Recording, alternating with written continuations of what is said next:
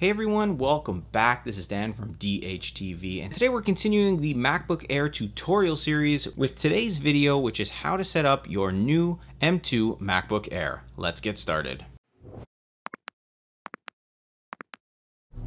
Alright, so when you first open up your new MacBook Air, this again is the M2 model. It should prompt you automatically to get started. It may take a few seconds as it did right here. You should see this screen where it says hello, and you may even hear a chime. At this point, you can just scroll around with your mouse using the trackpad and just click on the bottom arrow down there to get started.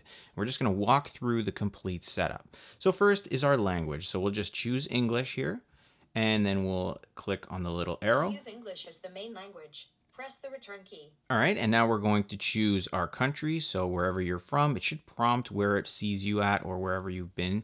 For me, it's in Canada here. Again, we'll press continue, or you can use the return key as Siri let us know. These are accessibility features that you can look through. We're gonna bypass those right now and choose not now. They don't apply to me anyway. And this is where you're going to select your Wi-Fi network. So you may have more or less on this list. Just choose the network and a password box will appear. Enter in that password. And then again, continue or return.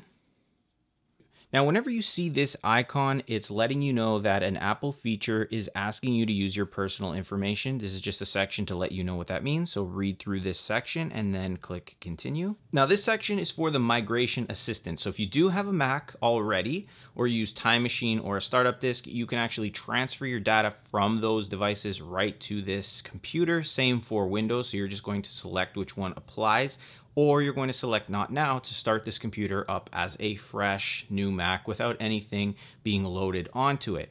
That's what we're going to do here. So we're going to select not now. If one of these applies to you, select that and follow along with those steps. So we're going to click not now. And now you're going to enter in your Apple ID. Now, if you've never set up an Apple ID, you're going to want to create one here. That's how Macs and Apple devices work, through this Apple ID to download applications and things like that. If you have one, enter it in. Otherwise, you can set it up later down here. I'm just going to enter mine in right now. Click continue when you've entered it. Enter your password and then click continue. Now, you'll be prompted on one of your other devices to enter in this code.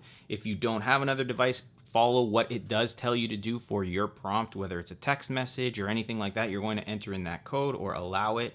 On my phone, it came to my iPhone. It said allow, and then I have to enter in my code. So again, that's for more existing Apple ID users. So if you have an iPhone, iPad, another Mac, you've already set this Apple ID up, and this is just your confirmation, almost like a two-factor.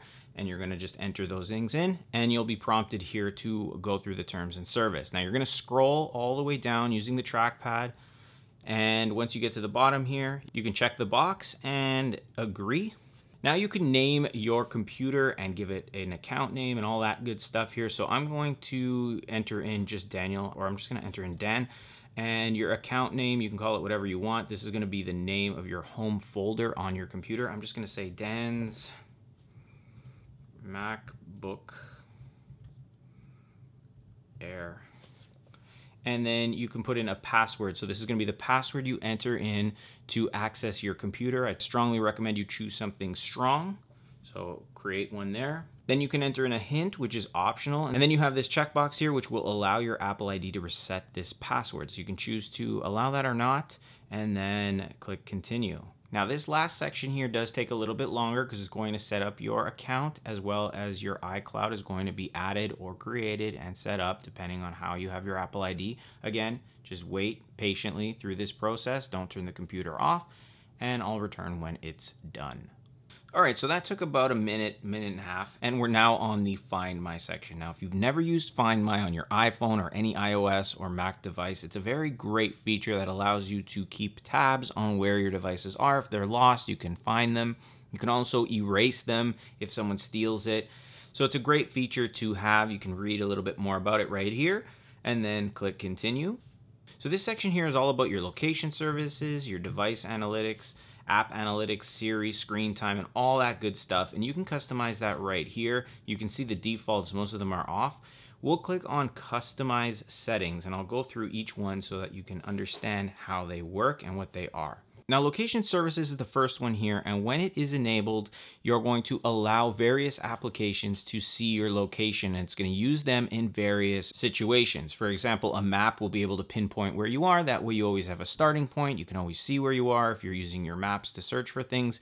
And other applications like your photos and things like that, if you're going to use the camera, all that kind of stuff may need or want to use the location for whatever reason, and you'll always be prompted to allow them to use that location the first time you open those applications. So you can choose to enable that right here. If you don't want to enable it, keep it off and then just click continue. Once again, you have an about option here to read much more about this. And if you are unsure, just go through that. It'll take you a little bit of time, but it'll give you the information you need. So if you want to enable it, check the box and then click continue. If you choose not to enable it, you'll have to enter in your location, more or less your time zone, and you'll click continue on that portion here. But we said yes, and now we're on to the analytics section here, which is basically you allowing Apple and its developers to improve their products by sharing your Mac analytics with them. Now, this is your choice. I don't share any of this stuff with Apple. I just do that as a personal preference. And then I click continue. If you do want to share it, feel free, and then click continue. Now, screen time is a great feature, which is going to allow you to keep track of how much you use applications, programs, and things on your Mac. And you can actually set different limits. You can set privacy restrictions. You can set a passcode. So if this is a child or somebody else's Mac that you don't want them to have a lot of time with, you can put all kinds of different setups here so that they have maybe an hour to use the Mac, and then it'll prompt them with a passcode, which they'll have to enter in to get more time. Otherwise, they're done for the day. So there's a lot to this.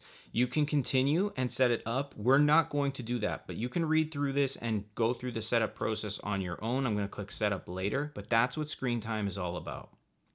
Now, Siri, I like to enable Siri. Siri is your personal assistant or virtual assistant on your Mac. Very similar to how it works on iPhones. If you ever used an Alexa or a Google Home, very similar. Asking questions, finding things, directions, play music, all kinds of stuff you can ask Siri to do. I'm going to have that enabled and I'll click continue. And now you can set up the Hey Siri command. So by setting this up, you can just say Hey Siri, the computer will respond, and she'll be able to then answer your questions, set your reminders, all that good stuff. So we'll just set that up here. Hey Siri. Hey Siri, send a message. Hey Siri, how's the weather today? Hey Siri, what does the rest of my day look like? Hey Siri, play some music.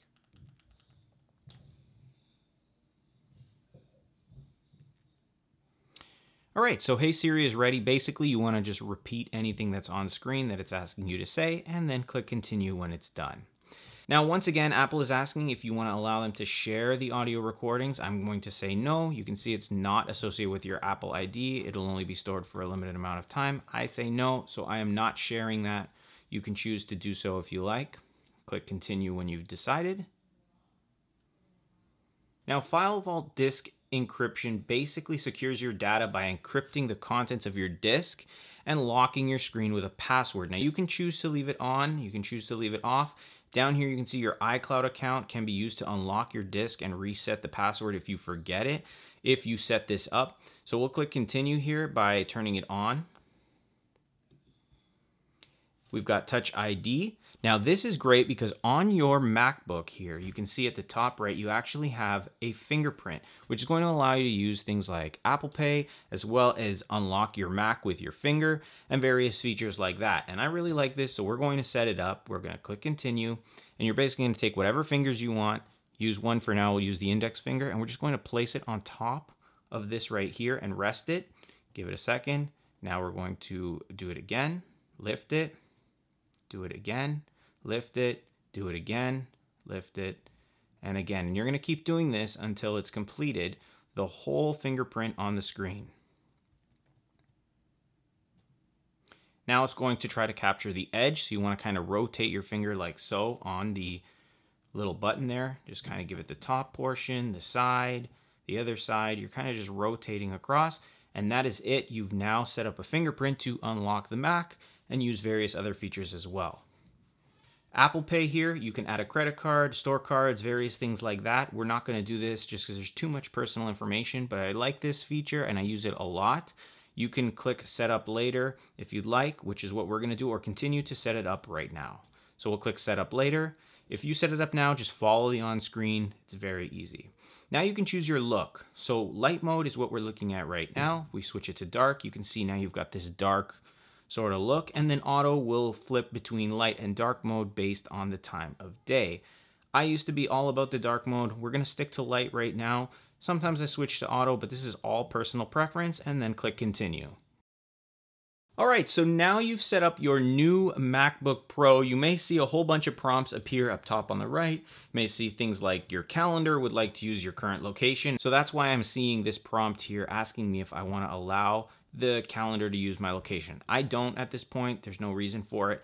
And you can kind of go through your apps at the bottom here. We can move them out, but I'm going to go through that in the next video, which is going to be the beginner's guide to your new MacBook Air, the M2 edition here. And I'll be showing you what you should do with all these apps, how to remove them, how you can see all your app library here, how you can add apps, create folders, and all that good stuff. So that way you get the most out of your new MacBook Air. If you guys have any questions, feel free to ask in the comments regarding the setup process or anything to do with the Mac. I'll be happy to help you out. I hope this video did help you and showed you how to set up your new MacBook Air.